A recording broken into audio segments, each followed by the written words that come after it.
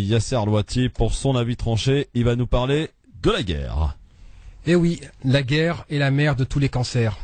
On aura discrédité l'opposition à la guerre en faisant croire qu'être contre la guerre, c'était être pacifique ou pacifiste.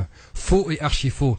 Si j'avais été en 1940, j'aurais pris les armes pour défendre mon pays contre la barbarie nazie, tout comme je l'aurais fait en 54 en Algérie ou en 46 en Indochine.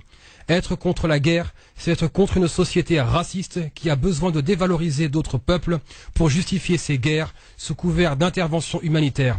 Oui, mais il n'y avait pas d'intervention humanitaire pour mettre fin au génocide des musulmans bosniaques ou pour mettre fin au génocide rwandais ou plutôt pour empêcher la participation active de la France dans ce génocide à tel point que Mitterrand n'a cessé de le minimiser et de faire croire que c'était normal. S'il y avait un front anti-guerre en France, il n'y aurait pas de dirigeants africains corrompus qui affament leur peuple et font de leur pays des champs de bataille pour l'armée française qui entre, bombarde, brûle et humilie, non plus au service de ces peuples, mais au service des multinationales qui vont piller et mieux satisfaire notre boulimie consumériste. Pour justifier la guerre, on a besoin d'une vision raciste du monde, de découper les hommes en peuples supérieurs et inférieurs, les premiers ayant l'obligation de discipliner les seconds au mieux de les civiliser. La vie des premiers étant supérieure à celle des derniers, et oui, tant que c'est eux, on s'en fiche. Oui, mais ce racisme qui justifie la guerre justifie aussi le business des armes, avec en joyau ce Rafale vendu à des dictateurs comme Al-Sisi en Égypte et utilisé par un certain Sarkozy pour faire tomber Kadhafi et nous livrer en retour l'émergence de Daesh. Ce racisme qui justifie la guerre fait que le racisme devient naturel et comme on l'accepte pour les autres, on l'accepte pour les nôtres ici en France, qu'on discrimine, qu'on humilie, exclut, réprime, qui de l'islamophobie, qui de la négrophobie, qui de la romophobie, qui du racisme biologique toujours en vie, qui a un nouveau visage malheureusement qu'on appelle le racisme culturaliste, disant que certaines cultures sont supérieures à d'autres.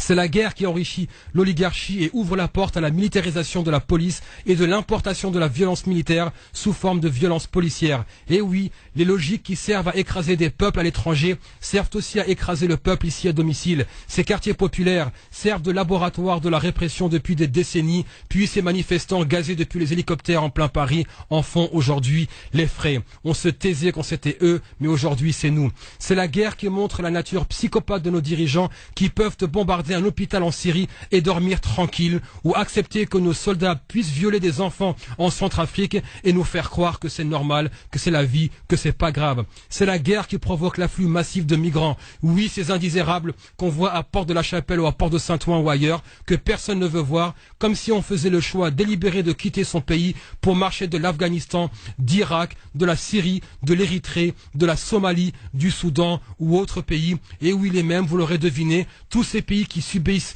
directement ou indirectement les guerres impérialistes qui se perpétuent parce que nous sommes incapables de dénoncer collectivement, parce que malheureusement trop lâches, trop intéressés, trop aveuglés par l'individualisme de chacun d'entre nous. Ne répétons pas le schéma décrit par Aimé Césaire. Ouvrez les guillemets. Et alors, un beau jour, la bourgeoisie est réveillée par un formidable choc en retour. Les Gestapo s'affairent, les prisons s'emplissent, les tortionnaires inventent, raffinent, discutent autour des chevalets. On s'étonne, on s'indigne, on dit, comme c'est curieux, mais c'est le nazisme, ça passera.